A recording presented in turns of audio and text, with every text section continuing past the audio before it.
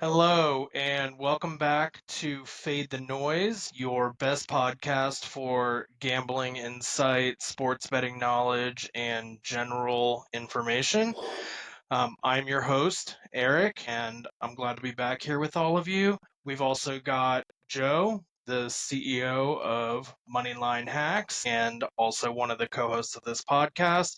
And we have Angel, our resident betting and fantasy sports expert. So let's start off. Joe, how did the weekend go with UFC betting? The weekend went off great. VIP was up. We won a lot of good bets, and the podcast was up as well. The free bet I gave out last week, I gave out a couple, but one was tied to that main event, which didn't happen. Looks like Macy Barber, Aaron Blanchfield. Yep. She pulled out. That never happened before. Unprecedented. Like, she pulls out 5 minutes before her walkout. She's having health issues, seizures, and stuff like that. So that didn't happen, but the bet we did cash on was Matus Gamrot to go to decision and win that decision, which we cashed on. So it's a good day. It's a good day to talk some sports, some MLB, and tomorrow's NBA final. Absolutely. And normally I know it's not good betting practice, but I had that Gamrot money line in so many parlays and I was thrilled.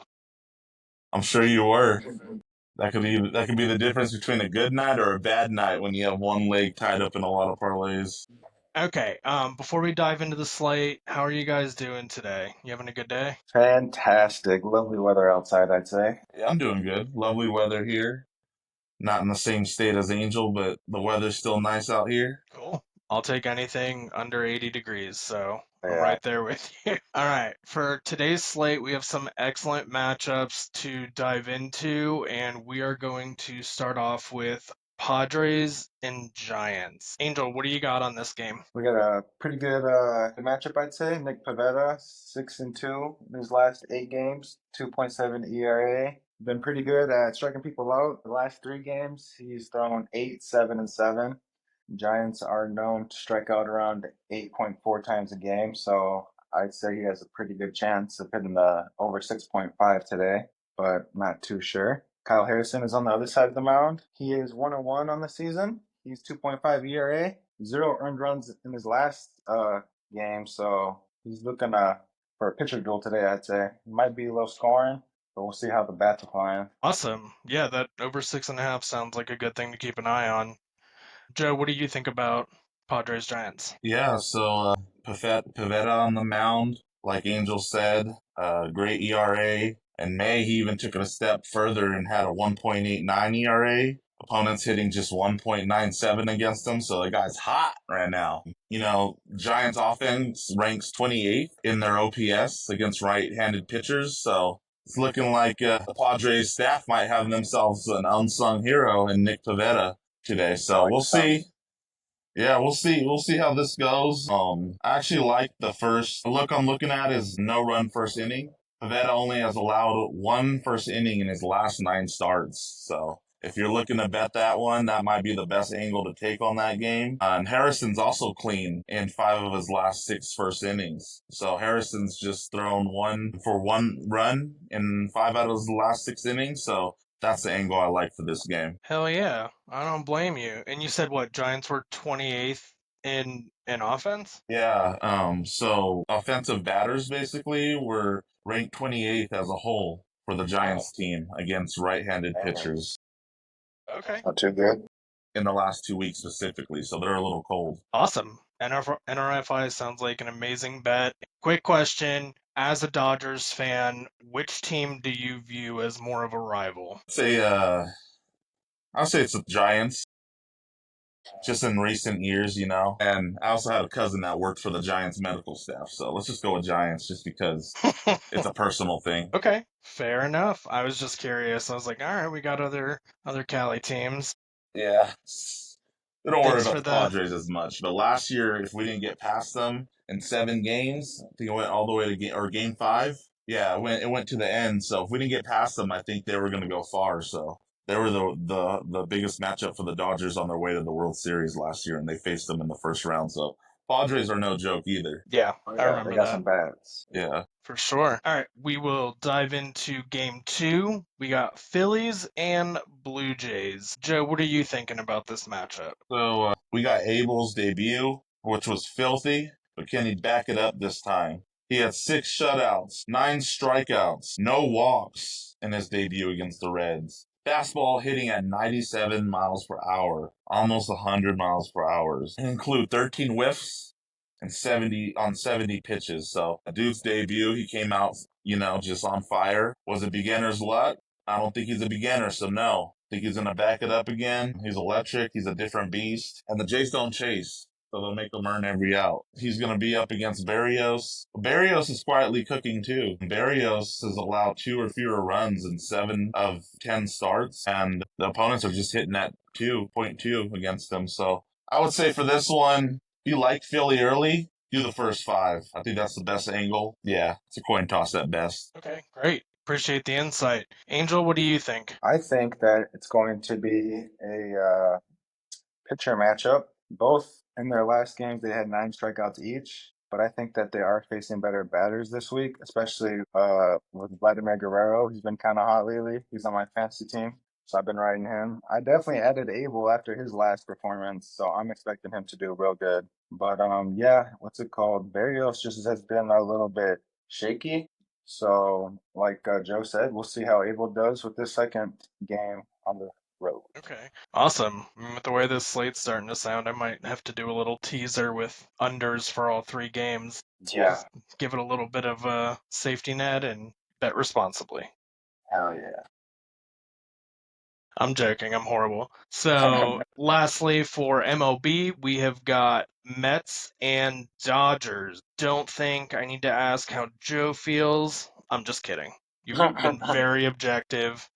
It's very appreciated, but let's start with Angel. What do you think about Mets and Dodgers? Mets and Dodgers, they have Soto going against Otani for superstar wise. But Dodgers, they have a lot of bats, of course. Griffin Canning is going to pitch on the mound for the Mets. He's had 3 earned runs in his last 2 games. He is a 3.23 ERA on the season. So I feel like he might hit that 3 earned runs going against the Dodgers again, maybe even more. Tony Gonsolin is 3-1, 5.23 ERA, and in his last 3 games, 5 runs, 4 runs, 4 runs. So I'm expecting a high scoring game, and I'm hoping for an Otani home run. Might bet that today. He's on my fantasy team. I'm not playing any parts anywhere, but that would be lovely. Okay, cool. Yeah, appreciate that. And I take back what I said about parlaying all the games. This one I'd probably do the over and a teaser. And I think an Otani home run is always a good bet. And It's yeah, my it sounds it's my like boy. both pitchers are not doing great. So, Joe, you got any insights? Yeah, so for this Dodgers Mets game, Dodgers all day. But besides that, Dodgers are leading the MLB with 100 home runs this season. So it is definitely a batter's game. I see a lot of points being scored this game. It looks like both teams are actually top 8 in first inning scoring as well. So that run first inning is going to be the best look on this game, in my opinion. In the last 10 home games, Dodgers are averaging 6.2 runs a game, 13 home runs, and .29 batter average. So their stats Damn. are on par with their legacy right now. But Mookie Betts and Freddie Freeman are both hot right now. So when you have those 2 guys hot, it's very hard to It's beat not this fair. team. Yeah, it's just not fair right now. Cheat code. Cheat Yeah. code. Exactly. I Oh, was going to Good yeah. say luck. that. A little Konami code in there, but yeah, like this this is definitely going to be a first inning where we see some runs or high potential on that. And also, I mean, Canning, he's due for a hard regression. I feel like don't let that ERA fool you. I feel like he's been skating by on sequencing luck, and just last week he gave up 6 earned runs in versus Houston last week. So I feel like he's due for another little blowout. Yeah, so look for Canning to have big blow up potential starting in the first inning. Yeah, I like the over on the runs for that game. Okay, Good one. great. Thanks, guys. Prime time. And yeah, the regression I feel like always evens out as you start to get more into the season. You'll see positive or negative. Some people hot starts, slow starts, lucky, depends on the amount of innings pitched, but ultimately that's why baseball is a very statistical game because I feel like everything comes back to the average sooner or later. For sure. Cool. So that wraps up the MLB slate. And then for NBA, I wanted to ask you, do you think Tibbs was holding them back or together? I was a little surprised by the fact that the Knicks let him go. I mean, he is a Hall of Fame coach for sure and had honestly an excellent record, took him to their first finals appearance in a very long time, made the playoffs in consecutive seasons for I want to say 4 years out of the 5 he was there. And they've made roster adjustments too, but ultimately, I don't know that coaching was the problem. Do either of you guys have some thoughts on that? Yeah, I mean, you just hit all the points on the head. Perfectly. It's kind of weird that they want to. I'm not saying it's like a full restart or a reset, but it's, you're going to have some coaching changes, you're going to have some staff changes, and it's crazy that they really want to do that when Tibbs got them this far and, set the bar a little higher for the next guy already. So I don't know how you can fire a coach that set the bar higher, but I guess that's just sports, right? So I definitely think it might be a blow to them, but they could definitely recover from it. It's just, why do that? Yeah, we can ask the Lakers about firing successful coaches Hey, after setting a high bar. in JJ we trust. Right. I agree. I agree. Angel, got anything to add? Yeah, in 2020, the Knicks, that's when they hired Thibodeau, and it's taken them maybe 4 or 5 years to get to where they made it in the playoffs. So you'd think that they might give him maybe one more year since you just got him there, but I guess they think otherwise. I think maybe they need to have like a better rotation to where they're not playing their players so much. So I'm not sure if that was his choice, but if it was, I think the next coach might have a better rotation, get them more fresh. But I think that whoever is going to be the coach next year has a good plan or like layout based on what he did and what he's done. So I'm excited to see who's up next for the next. Yeah. I assumed the rotation was based out of necessity. Yeah, The they need a depth better and bench for sure. quality of opponent, it's Yo, difficult. And I feel like in the last few years, the NBA coaching carousel has just gone round and round, and you've got championship winning coaches being true. given such a short time frame to succeed. And it kind of blows my mind, but I would like to think that they wouldn't make a decision like this without having somebody in mind. Right, right after So, the semis is crazy, crazy timing. But see what happens. yeah, absolutely. Okay. Thanks, guys. And so for the finals, what are we thinking about Pacers and Thunder? I can tell you my thoughts already. The Thunder have this in the bag. I already regret saying that. I'm not going to lie, because it's just Yeah, the Pacers are a wild card, but the they're the Thunder are just, underdog they're for sure. solid, well rounded. Give us your detailed thoughts on the game. Let's start with Joe. We'll just bring everybody up to speed, but I'm sure if you're tuned into this show, you've been watching NBA. I mean, Thunder's regular season was just so dominant. It was the most dominant regular season net rating wise since the 1996 Chicago Bulls. So they had a hell of a regular season. They know what they're doing now. They know how to tap into that. All that was missing was the experience. They got that last year. They have it this year, and they're in the finals. I'm with everyone else. I do think they take it home, even though I rooted for the Pacers to get to the finals. They got to the finals, but I think this might be where it ends. And then the Thunder's playoff record, 12-4. They brought that momentum into the postseason. Shea Gilgeous-Alexander averaging 29 points per game, nearly 6 assists per game, and 6 rebounds per game. Jalen Williams doing what he does, contributing 20.5 points per game with his efficient shooting. Chet Holmgren blossoming, a rim protection and about 3 blocks per game. So they have a monster of a team.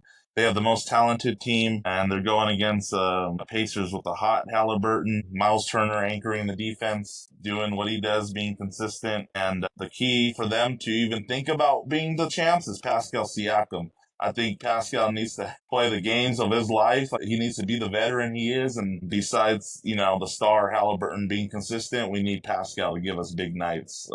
So It's going to be an uphill battle for the Pacers. They do have the team to do it. It's not out of the questions, but I don't know. I'm thinking the Thunder take it. For game one, OKC's amazing against the spread. In the last 9 home games, they're 8-1. They're also a pretty high scoring team. Thunder's hit 6 of the last 7 games over on those games, so they've been putting up a lot of points and covering that spread. I don't know though. Honestly, the Pacers are good against the spread as well. 5-2 when entering as 7+ point underdogs this season. So even when they are the underdogs, which they are, they're covering that spread. So maybe stay away from the spread this game and go with the over because they're both putting up points. Okay. Yeah. Thank you, and completely agree with everything you said. If you have a Defensive Player of the Year candidate, you've got the guy who won the MVP, and not to mention one of the strongest benches and supporting casts in the entire league. It is hard to overcome, even if you have some magical numbers about being the underdog. A Cinderella story is always great. We're going to have to wait and see what happens. I actually kind of can't wait to see what's said in our next couple of shows after game one happens and we get a peek into how the series is going to look. So yeah, we will see. Angel, what do you think about the game?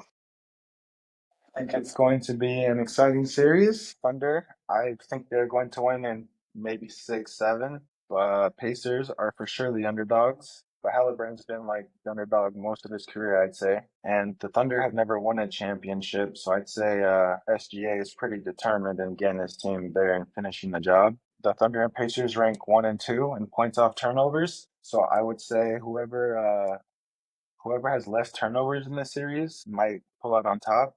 Whoever hits more threes, of course, more points, you know what I mean, will win. But yeah, it's going to be a great series. Pascal, he went off in the last series. I think he'll do the same thing. Take a little bit of the load off Halliburton's back, but I think that when it comes to the end of the games is where Halliburton performs the best. So don't let them get to overtime because they will finish it. But yeah, it's gonna be a great series, high scoring, and yeah, both teams have pretty good benches. We got Miles Turner, we got Pascal, we got going against like Chet, going against Jalen Williams. It's just size against size, you know what I mean? And you got skill against skill. I'm excited to see SGA versus Halliburton. It's gonna be epic. But I'm looking very forward to it. And I do think Thunder take the first game. I'm just hoping that there isn't like blowouts like the other series because I do like competitive basketball, but we'll see. We'll see how the first game goes. Yeah, totally fair. That's a great stat about the points off of turnovers. And sometimes in this level of the playoffs, I wonder about blowouts being caused by a coach coming in with a bad rotation or bad matchups in the game plan. And so you get in a hole. And granted, Yeah, NBA, it has to be a pretty big hole for you to throw in the towel, for but sure. we see it happen all the time. Yeah, it's hard to bet on the blowouts, that's for sure. Yes, You need sir. one more assist and your player doesn't sit the whole fourth quarter. That's all good. We'll get it. Right, right. And you already said you think Thunder in 6 or 7. I was gonna ask you Yeah. both. Joe, who do you think takes the trophy and in how many games? I'll say Thunder in 6. I was gonna lean 5. I feel like a lot of these games are gonna be close, and I just feel like the Thunder are just gonna edge them out. They're gonna just edge them out. I feel like they're gonna steal a game from the Pacers they shouldn't even steal, and it might end up finishing in 5. Yeah, that's fair. That was my original thought as well, and it's hard to say how a team's gonna take advantage of home court advantage until we see them Yeah, play, in the big exactly. lights. And I mean, they've been Cool. taking care of business at home, but the Thunder's a whole different beast. Exactly. You're exactly Yeah, I right. low key want the Pacers to win, but I just think that the Thunder are gonna take it. Okay. Looks like we're all on the same page, and I have a feeling the odds are going to support that argument. And then, let me see. Before we wrap things up today, I wanted to ask Joe in particular how he felt about Aspinall versus Jones continuously getting pushed off for their big supposed UFC fight of the year that Dana insists is going to happen.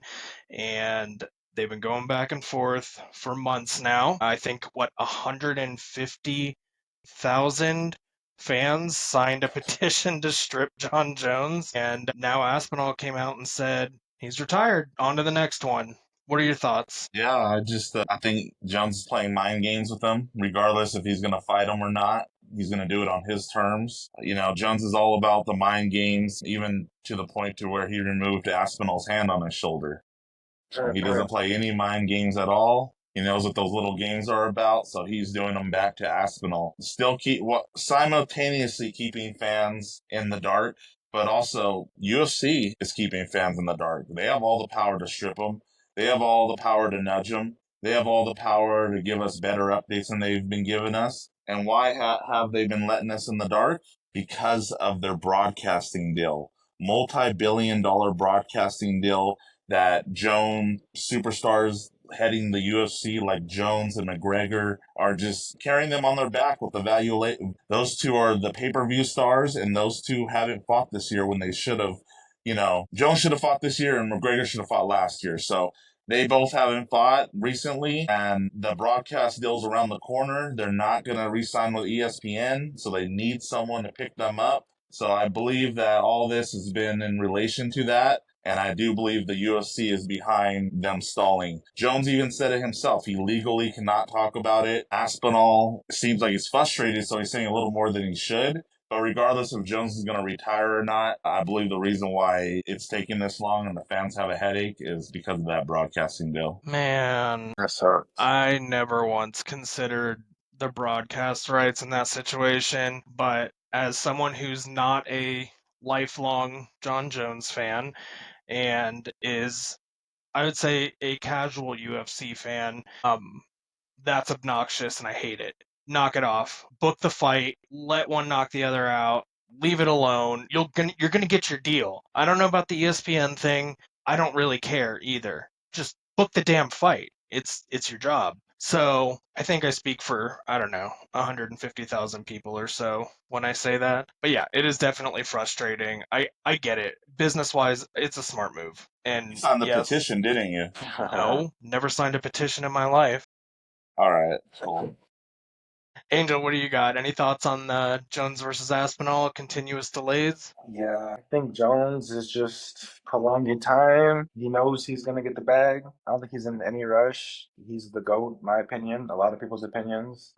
I think if they do end up fighting one day, Jones takes that. Espinal doesn't have big gas tank. At least he hasn't shown it because all his fights end so fast. But I just don't see him putting out Jones that fast. I don't know. Will we see McGregor fight or John Jones fight first? McGregor has 2 fights left on his contract if he wants to do anything else. So we will see what happens. But I am more excited for a John Jones versus Aspinall fight because that's like the finale. There's no one else he can fight. You know what I mean?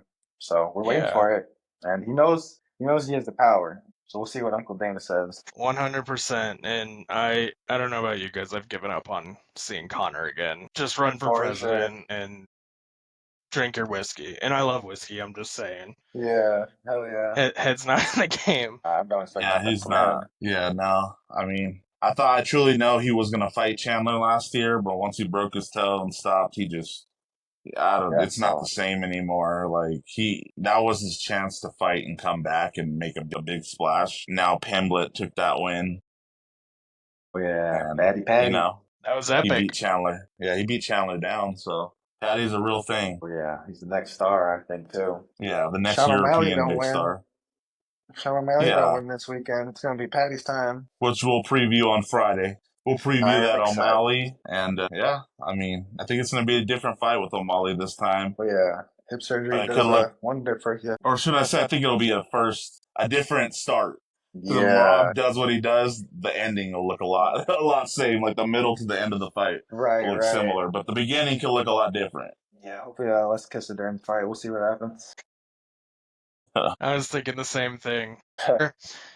All right. Lastly, before we end things today, let's hear what each of your best bets are. And we're going to start with Angel. We're going back to that Patriots versus Giants game.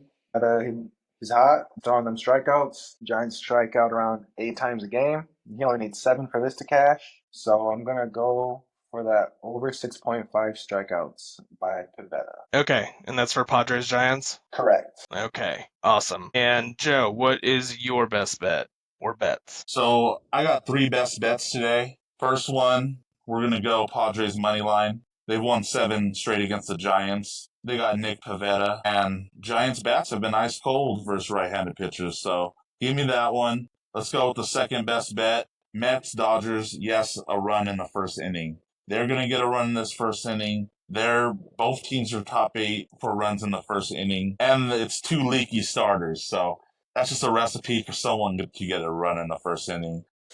I'm looking for at least one of these pitchers to have a breakdown today and put a lot of points on the board. For the third best bet, we got the NBA Finals to go over for Game 1. It's just going to be fat pace. There's a lot of shot creators. The bench scores. It's just a recipe to go over in most of these games in the series. And like I said, Thunder's over are 6-1 the last 7, and they're averaging 240 points. That's a hell of a lot of points. Sir, yeah, makes perfect sense. Thank you for that. I think 3 is the new record. Granted, only episode 2, but still, I'm sure the audience will really appreciate all of those best bets from both of you. So, unless anyone else has something to add, I think we're wrapped up for today. And thank you for the insight, sharing your thoughts and expertise. And don't forget to join us back here on Friday. We're going to go over the upcoming UFC card, which is a big day. We will recap how today's best bets went and give you some insight into the MLB and NBA slate. So, thank you for watching. Have a great rest of your day. Joe, Angel, appreciate you guys. Have a good rest of your day as well. Thank you. Appreciate all That's y'all. cash.